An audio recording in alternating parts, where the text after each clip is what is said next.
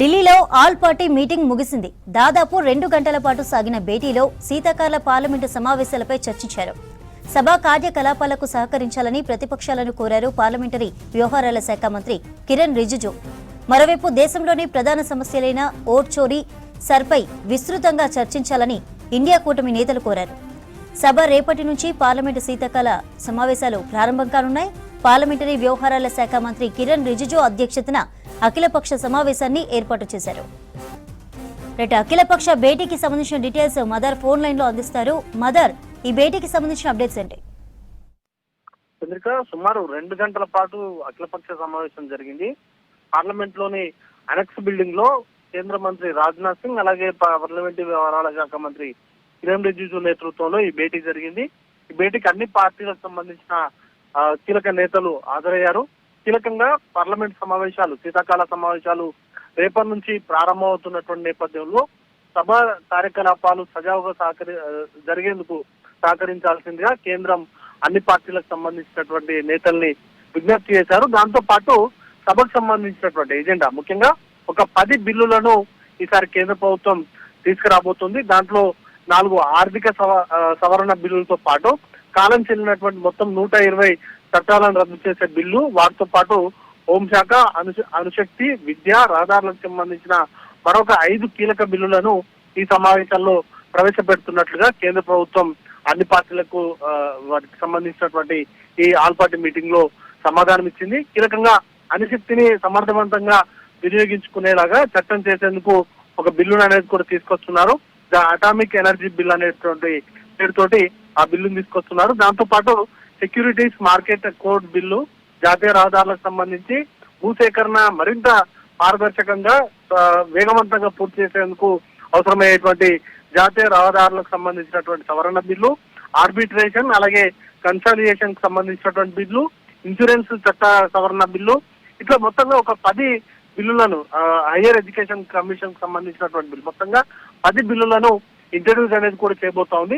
దాంతో పాటు విపక్షాలు లేవనెత్తేటువంటి అన్ని అంశాలకు ప్రభుత్వం నుంచి సమాధానం చెప్పేందుకు సిద్ధంగా ఉన్నామంటూ కూడా కేంద్రం ప్రకటించింది. ఇక మరోవైపు ఇండియా కూటమితో పాటు విపక్షాలకు సంబంధించి కీలకంగా ఎస్ఐఆర్ ప్రక్రియతో పాటు ఓట్ చోరీ సంబంధించినటువంటి అంశము, అలాగే దేశంలోని ఇతర సమస్యలు, ముఖ్యంగా ధరల పెరుగుదల కావచ్చు, నిరుద్యోగ సమస్య కావచ్చు, వీటన్నింటిపైన చర్చకు పట్టుబట్టేటువంటి వ్యూహంతో విపక్షాలన్నీ కూడా ఉన్నాయి. సో రేపటి నుంచి సమావేశాలు ప్రారంభం కాబోతున్నాయి. వాడివేడిగా ఈ సమావేశాలు అయితే జరిగేటువంటి అవకాశం ఉంది. లాస్ట్ టైం సెషన్ కూడా ఎస్ఐఆర్ కు సంబంధించినటువంటి అంశాలపైన, ముఖ్యంగా ఓట్ చోరీ, బీహార్ కు సంబంధించినటువంటి ఎస్ఐఆర్ ప్రక్రియపైనే సభా సమావేశాలంతా కూడా నడిచింది. ఈసారి కూడా అంతే వాడివేడిగా జరిగేటువంటి అవకాశాలు కనబడతా ఉన్నాయి. చంద్రిక, ఢిల్లీలో ఆల్ పార్టీ మీటింగ్ ముగిసింది.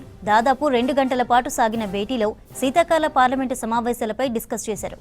సభ కార్యకలాపాలకు సహకరించాలని ప్రతిపక్షాలను కోరింది కేంద్ర ప్రభుత్వం. మరోవైపు దేశంలోని ప్రధాన సమస్యలైన ఓట్ చోరీ, సర్పై విస్తృతంగా చర్చించాలని ఇండియా కూటమి నేతలు కోరారు. సభ రేపటి నుంచి ప్రారంభం కానుండటంతో కూడా పార్లమెంటరీ వ్యవహారాల శాఖ మంత్రి కిరణ్ రిజిజు అధ్యక్షతన అఖిలపక్ష సమావేశాన్ని ఏర్పాటు చేశారు. ప్రతిపక్ష పార్టీల నాయకులు ఉభయ సభల కార్యకలాపాల్లో పాల్గొని సహకరించాలని ఇప్పటికే కేంద్ర మంత్రి కిరణ్ రిజిజు విజ్ఞప్తి చేశారు. శక్తివంతమైన పార్లమెంటరీ వ్యవస్థను నిర్మించడంలో సహాయపడాలని ప్రతిపక్ష నేతలను రిక్వెస్ట్ చేశారు. రేపటి నుంచి ప్రారంభమయ్యే సమావేశాలు 19వ తేదీ వరకు కొనసాగుతాయి. సమావేశాల్లో అణుశక్తి, ఉన్నత విద్య, కార్పొరేట్ చట్టం, సెక్యూరిటీల మార్కెట్కు సంబంధించిన 10 కీలక బిల్లులను కూడా ప్రవేశపెట్టాలని కేంద్ర ప్రభుత్వం భావిస్తోంది. మరోవైపు 9 రాష్ట్రాలు, కేంద్రపాలిత ప్రాంతాలలో ఎన్నికల సంఘం నిర్వహిస్తున్న ఓటర్ల జాబితా సవరణ కార్యక్రమాన్ని తీవ్రంగా వ్యతిరేకించేందుకు ప్రతిపక్షాలు సిద్ధమవుతున్నాయి. ఇప్పటికే ఎస్ఐఆర్ను తృణమూల్ కాంగ్రెస్ తీవ్రంగా తప్పుబడుతోంది. కేంద్రం నిధుల విడుదలలో తమ పట్ల వివక్షతో ఉందని తమిళనాడు ప్రభుత్వం విమర్శలు గుప్పిస్తోంది.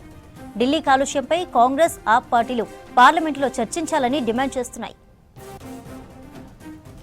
కేవలం 19 రోజులు మాత్రమే పార్లమెంటు శీతాకాల సమావేశాలు జరిపితే ప్రజా సమస్యలపై ఏం చర్చిస్తారని ప్రశ్నించారు కాంగ్రెస్ ఎంపీ గౌరవ్ గొగోయ్. ప్రజా సమస్యలపై కేంద్రం తప్పించుకోవాలని చూస్తోందన్నారు. దేశ భద్రతా సమస్యలను పార్లమెంటులో లేవనెత్తుతామన్నారు. ఢిల్లీ ఎర్రకోట సమీపంలో జరిగిన పేలుడు ఘటన కేంద్ర వైఫల్యానికి ఒక నిదర్శనమన్నారు. ऐसा लगता है कि सरकार खुद पार्लियामेंट को डिरेल करना चाहती है। हमने सुरक्षा की बात उठाई कि इस शीतकालीन में सुरक्षा से जुड़े हुए अहम मुद्दों पर चर्चा हो, जिसमें से सबसे पहले आता है राष्ट्र सुरक्षा। दिल्ली में जो ब्लास्ट हुआ वो कहीं न कहीं हमारी कानूनी और गृह विभाग की विफलताओं का एक बहुत बड़ा प्रमाण है। लेकिन ऐसा नहीं लगता कि सरकार इस पर कोई शॉर्ट ड्यूरेशन डिस्कशन चाहती है। दूसरी है लोकतंत्र की सुरक्षा। जिस प्रकार से भारत के विभिन्न राज्यों से चुनाव आयोग चुनाव से पहले, चुनाव के दौरान, चुनाव के पश्चात जिस प्रकार से राजनीतिक पक्षपात रख रही है, तो क्या भारत में चुनावी प्रक्रिया संवैधानिक रूप से चलेगी? वोटर लिस्ट की सुरक्षा, चुनाव की सुरक्षा पर भी एक चर्चा हो। तीसरी हमारी मांग थी हमारी स्वास्थ्य की सुरक्षा की। जिस प्रकार से आज वायु प्रदूषण बढ़ रहा है देश के हर कोने में। चौथी विषय थी हमारी आर्थिक सुरक्षा की। जो किसान है, श्रमिक है, ना उसे उचित मूल्य मिल रहा है, ना उसे कारखाने में सुरक्षा मिल रहा है।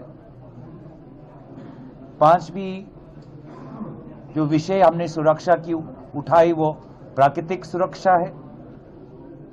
जिस प्रकार से बाढ़, जिस प्रकार से लैंडस्लाइड, तूफान आ रहा है, कोई तैयारी नहीं। और हमने बात ये भी उठाई कि जो हमारी विदेश नीति की जो हम देख रहे हैं, दूसरे देशों के अनुसार भारत आज अपना विदेश नीति बना रहा है। किसी को अच्छा नहीं लगा कि भारत रशिया से कम दामों पर तेल ले रहा है, तो उस देश के अनुसार हम अपने नीति को बदलने की कोशिश कर रहे हैं। एक और देश पड़ोस में ही आज अपने सेना पर और पैसे खर्च कर रहा है, इन्वेस्ट कर रहा है, और हम तैयार नहीं। आज हमारा डेटा भी सुरक्षित नहीं। आर्टिफिशियल इंटेलिजेंस के युग में जिस प्रकार से तैयार होना चाहिए, हमने सदन के अंदर एक बार भी सुचारू रूप से इस पर चर्चा नहीं की। పార్లమెంటు సమావేశాల్లో ఎస్ఐఆర్ గురించి కేంద్రాన్ని నిలదీస్తామన్నారు కాంగ్రెస్ ఎంపీ తనూజ్ పునియా. సర్ ప్రాసెస్లో నిజమైన ఓటర్లను తొలగిస్తున్నారని చెప్పారు. దీనిపై కేంద్రం క్లారిటీ ఇవ్వాలని డిమాండ్ చేశారు. सारे मुद्दे हमेशा जनता के हित वाले मुद्दे रहते हैं। जो जनता चाहती है उसको हमें लोकसभा में रखने का प्रयास हमेशा रहता है। माननीय राहुल गांधी जी जितने समस्याएं हैं उसको डायरेक्ट रखते हैं। अब हमारी सबसे बड़ी कंसर्न इस समय है कि फर्जी वोटर जिस तरह से एसआईआर में बढ़ाए जा रहे हैं और जेन्युइन वोटर काटा जा रहा है, और एसआईआर की पूरी प्रक्रिया पे जो सवाल उठ रहे हैं उसको सदन में रखना। तो मुख्य रूप से मुझे लग रहा है कि एसआईआर को ही हम लोग దీనిపై సభలో చర్చించి దేశంలో రైతుకు న్యాయం జరిగే చట్టాల్లో మార్పులు తీసుకొచ్చి వారికి కావాల్సిన సహాయ చర్యలు తీసుకోవాలని కూడా బీఆర్ఎస్ పార్టీ తరఫున డిమాండ్ చేయడం జరిగింది. దాంట్లో ముఖ్యంగా ఈ ఫసల్ బీమా ఇన్సూరెన్స్ స్కీమ్ ఏదైతే చెప్పారో, ఈ ఇన్సూరెన్స్ స్కీమ్ అనేది కాయిదాలకే పరిమితం అవుతుంది కానీ రైతుకు ఎక్కడ కూడా దీని ఉపయోగం అనేది కనిపించడం లేదు. కావున ఇదొక ప్రధానమైన అంశం.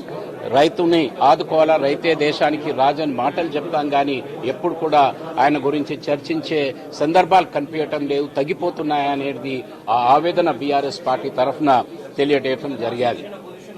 రెండో ముఖ్యమైన అంశం, మొన్ననే 16వ ఫైనాన్స్ కమిషన్ రిపోర్ట్ మరి రాష్ట్రపతి గారికి ఇచ్చి అది పార్లమెంట్లో సబ్మిట్ చేస్తామంటున్నారు. ఫైనాన్స్ కమిషన్ రిపోర్ట్ అంటే రాష్ట్రాలకు రావాల్సిన వాటా, ఇది చాలా కీలకమైన అంశం. దీనిపై ఈ ఫెడరల్ స్ఫూర్తి అనేది ఈ finance commission devolution of funds పై ఆధారపడి ఉంటుంది. దీనిపై బీఆర్ఎస్ పార్టీ మా నాయకులు కేసీఆర్ గారు మొదటి నుంచి కూడా పోరాటం చేస్తూనే వచ్చారు.